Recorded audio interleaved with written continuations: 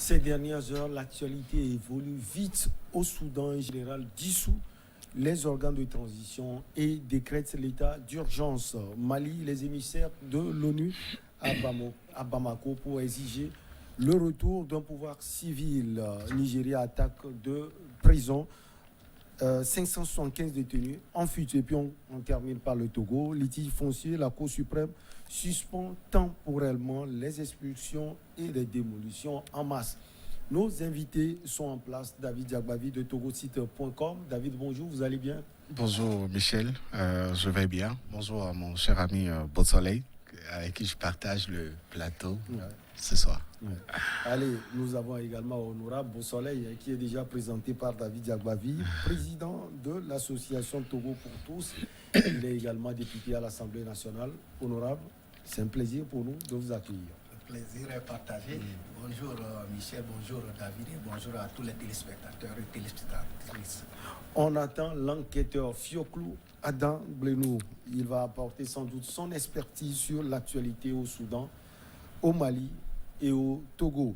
Alors, David Diagbavi, ça va vite au Soudan. Dernière nouvelle, c'est le général Abdel Fattah qui dirige actuellement le Conseil de souveraineté et qui a décrété la dissolution de toutes les instances de transition et du gouvernement.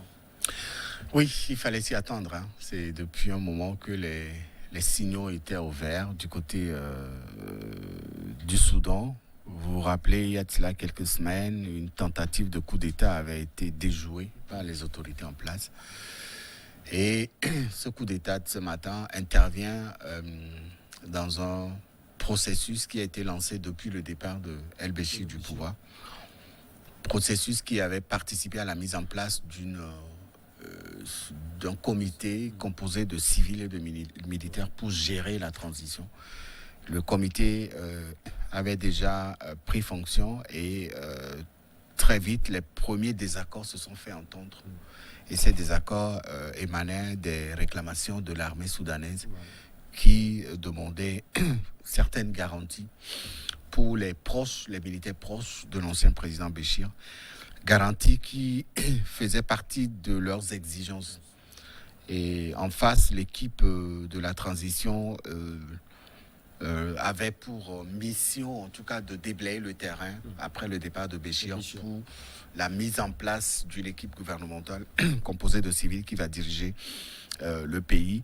Les travaux étaient en train d'être faits quand tout de suite les premiers désaccords ont fait surface.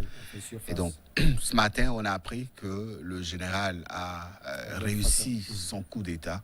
Il a dissous les organes de transition et aurait décrété l'état d'urgence. La question qu'on se pose est de savoir, est-ce qu'aujourd'hui le Soudan, après toutes ces périodes de manifestations, de sacrifices et d'investissements, est-ce que le Soudan a encore besoin de ce coup d'État? Et qui sont les responsables ou les auteurs qui sont derrière ce coup d'État? Qu'est-ce que cela pourra apporter dans le processus de transition qui a été lancé depuis quelque temps déjà et qui devait normalement permettre au Soudan de se relancer véritablement? J'estime quand même que ce coup d'État ne mettra pas fin à tous ces moments d'effort qui ont été consentis par l'ensemble du peuple soudanais, également par toutes ces personnes qui ont pris sur eux la responsabilité de participer à asseoir une démocratie dans ce pays qui pendant très longtemps avait été dirigé par un président qui avait refusé d'écouter sa population et qui a été victime d'un coup d'État, qu'il a fait partie du pouvoir. Raison pour laquelle aujourd'hui ces Soudanais se sont mobilisés pour sortir dans les rues et tenter de faire échec à ce coup d'État qui a été mené par ce général et ses éléments. Honorable, David l'a dit, tout a commencé par les désaccords aux azimuts. Il y a une tentative de coup d'État ratée et le gouvernement avait parlé de cette tentative. Il y a eu des marches, au prime abord cette marche pro-armée, ensuite c'est la marche pro-civile, et finalement le coup d'État est consommé. Est-ce qu'on peut dire que le Soudan retourne en arrière? Oui, effectivement, tel que ça se fait là, le Soudan retourne en arrière. Un coup d'État est toujours mauvais pour une démocratie. Parce que bon, on peut dire que le Soudan n'était pas une démocratie. Et après le coup d'État contre Béchir, ils se sont entendus pour faire une transition et mettre sur pied les institutions démocratiques qui seront issues des élections démocratiques. Et tel que le processus, dans la conduite du processus, il y a eu quand même des désaccords. Et ce ne sont pas les désaccords qui vont amener à faire encore un coup d'État dans le coup d'État, si je peux m'exprimer ainsi, comme ça s'est produit au Mali. Donc je fais le rapprochement déjà avec la situation du Mali. Il y a eu un coup d'État parce qu'on disait qu'un président était au pouvoir, il ne faisait pas ce que le peuple voulait. Bon, et après il y a eu un coup d'État, on a fait une transition. La transition est conduite et on attendait à ce que des élections arrivent pour mettre sur pied des institutions démocratiques issues et voulues par le peuple. Et maintenant on fait encore un coup d'État. Donc le coup d'État qui se déroule, je peux dire qu'il se déroule, même si on annonce que c'est déjà consommé. Bon, c'est aujourd'hui que ça a commencé, qui se déroule actuellement au Soudan. Vraiment, il faut d'abord, c'est déplorable, et il faut le condamner. Quel que soit ce qui se passe, lorsque on se met d'accord, on se met ensemble pour gérer une affaire publique, et ce qui est d'intérêt national, même s'il y a des désaccords, il faut s'asseoir pour comment s'entendre et mener à bien la mission qu'on vous confie. Lorsque une partie qui se croit plus forte et prend avec les armes et qui a à sa disposition, prend ces armes-là pour déposer les institutions quand même crédibles ou légales, là quand même c'est pas bien, on retourne en arrière. Et la démocratie n'a pas besoin de ça. La démocratie en a, vous voyez que ces derniers temps, ça fait le 4e coup d'État, pour ne pas dire le 5e. Si on prend les 2 du Mali, les 2 du Soudan, ça fait même le 6e coup d'État en Afrique. Donc, pour répondre à la question, l'Afrique régresse, le Soudan régresse et c'est déplorable.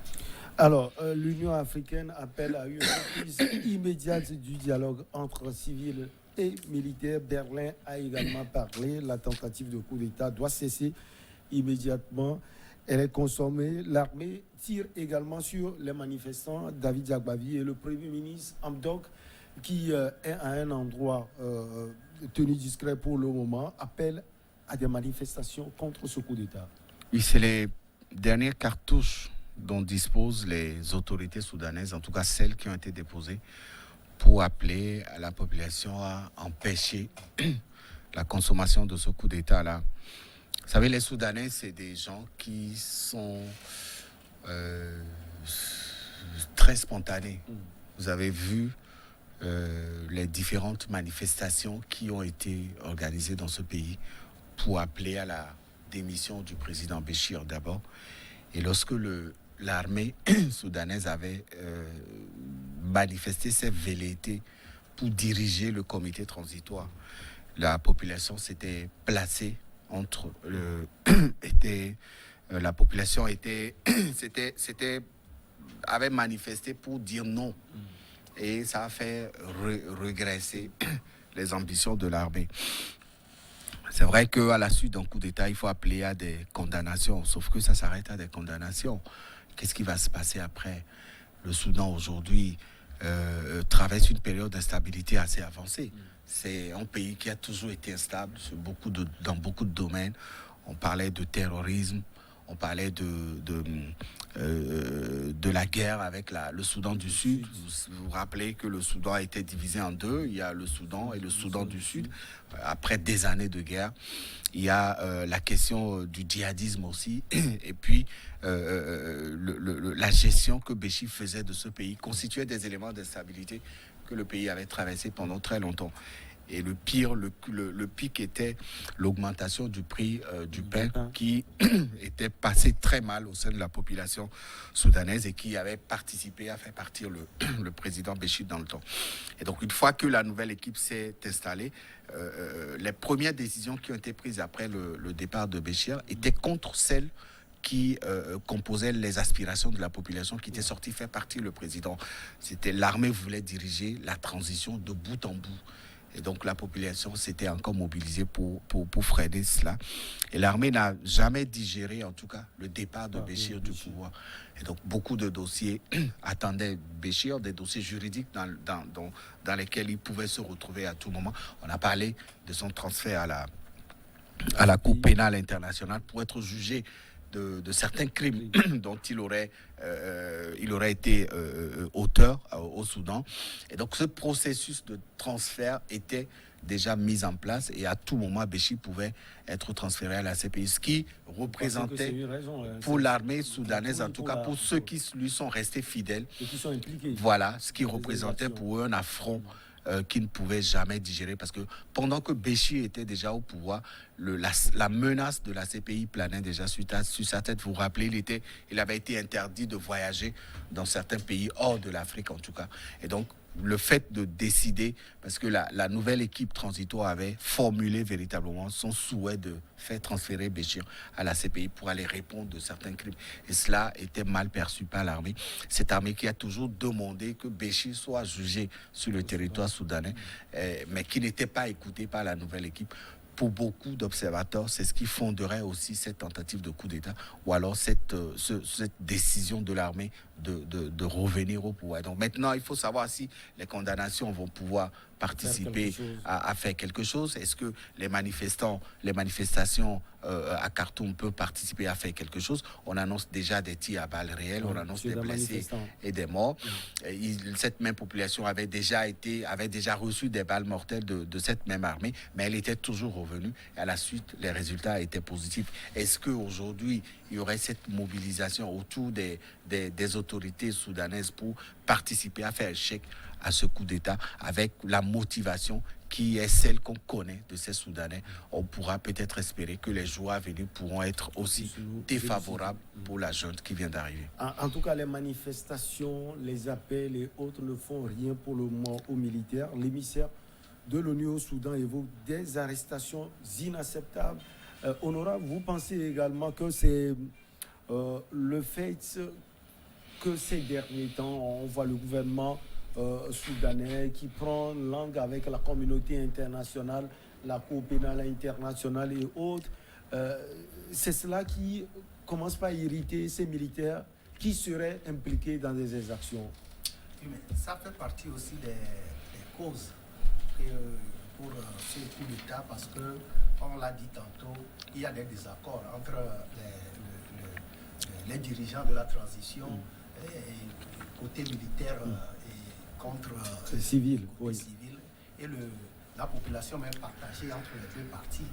Donc, effectivement, tout porte à croire que peut-être les gens se reprochent de quelque chose. Ceux qui sont proches de l'ancien président, quand on demande à ce qu'on envoie le président qui est présumé coupable des crimes contre l'humanité, mais je ne vois pas pourquoi ça va irriter les gens, parce que on sait bien que sur le plan africain, et nous n'aimons pas trop, les gens n'aiment pas trop qu'on envoie les présidents à la CPI. Et ça s'est passé avec certains présidents. Par exemple, le président Gbagbo, les gens n'étaient pas d'accord. Mais lorsque nous avons signé des accords, et surtout avec le tribunal et la Cour pénale internationale, et s'il a quelque chose à reprocher au président Béchir, le président Béchir doit être transféré à la CPI. C'est là-bas, on verra. Le président Gbagbo est allé, il est revenu. Après le jugement, on a su ce qui s'est passé. Il a été acquitté. Mais donc, je crois que ça fait partie des causes qui amènent cette dissension-là, ce désaccord entre les deux parties. Mais ce n'est pas la seule cause. Parce que vous savez, quand on parle de la démocratie, quand on parle du pouvoir du peuple par le peuple, là, je ne crois pas que c'est tout le monde qui adhère, hein, le peuple est d'accord, mais ce n'est pas tout le monde qui adhère. Et il y a des gens qui aiment, avec leurs privilèges, tout ça, là, rester dans le désordre, entre guillemets. Voilà, ça les avantage. Avoir le pouvoir, garder le pouvoir, tout ça, là, surtout lorsqu'ils ont la force et tout ça. Mais au niveau du Soudan, les militaires même devraient comprendre que le moment de la dictature est passé. Béchir est tombé, Béchir qui était le tout-puissant est tombé. Et lorsque on peut tout faire, c'est que le peuple le peuple soudanais est engagé sur la voie de la démocratie. On peut les tuer, on peut tuer les gens, on peut arrêter les gens, on va revenir quand même à ce processus. Mais je voudrais aussi tirer, et ce que je voudrais dire aussi à ce propos, c'est que le peuple soudanais est un peuple atypique. Parce que c'est des gens qui lorsqu'ils décident de faire quelque chose, tout ce qu'on fait, et les morts, les gens qui tombent devant eux sans leur dire rien. Ils avancent. Et, voilà. Et je crois qu'il faut que l'armée, même ceux qui prennent le pouvoir maintenant, fassent attention, parce que même les armes circulent beaucoup au Soudan. Le Soudan... Vous craignez la guerre civile. Ah oui, mais il faut craindre ça, parce que lorsque les gens manifestent et que vous tirez sur eux, alors qu'ils ont même des armes et chez eux à la maison. Quand ils dépassent cette étape-là de manifestation pacifique, je crois qu'il faut craindre aussi que ça arrive à la guerre civile. Donc c'est ce que la communauté internationale même voit et appelle déjà à l'apaisement et à la responsabilité des uns et des autres. Et vivement que les choses reviennent et l'ordre revienne au Soudan, que les gens s'entendent, surtout les militaires qui ont fait ce coup d'État-là, doivent revenir à de meilleurs sentiments pour remettre le Soudan sur la voie de la transition qui doit déboucher sur des élections démocratiques. La Ligue arabe préoccupée, la télévision d'État est prise depuis des heures d'assaut par les soldats et puis l'Union européenne inquiète de la situation au Soudan. On va marquer une petite pause et on revient pour la suite.